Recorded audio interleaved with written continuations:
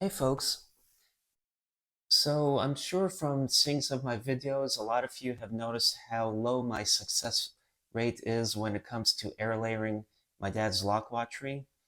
But one of my viewers a while back mentioned a variety called the Novak, and it can potentially fruit twice in a season depending on how the weather and climate conditions are. You know, the climate as in the change of seasons each year, which is the most rapid climate change we experience. Anyway, so I thought, let me try this. And if you ever want to go get a loquat tree off the internet, a lot of times they say they're hardly down to zone 8, but in zone 7 they do survive, they just don't fruit very well, or don't really fruit. But if you go down to zone 8 or warmer, you'll typically have them fruit. Now, they recently reclassified my area as zone 8 from zone 7, but you know, the climate constantly changes with the El Nino Southern Oscillation of every 3 to 5 years, with the Pacific and Atlantic multi-decadal oscillations of every 40 years. And also, they could have done a slight reclassification based on the urban heat island effect. But anyway, things change, things cycle, things oscillate.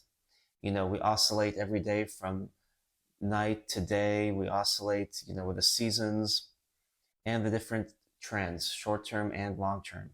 So anyway, now this plant came standing, it was left standing up, but as you can see, there's a huge gash in it, but hopefully the plant is undamaged, and let us see.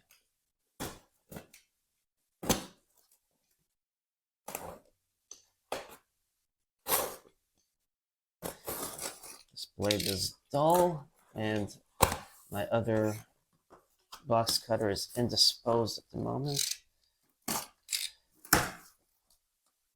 So looking at it, it's nice, happy, healthy, and the ding in the box didn't make a difference.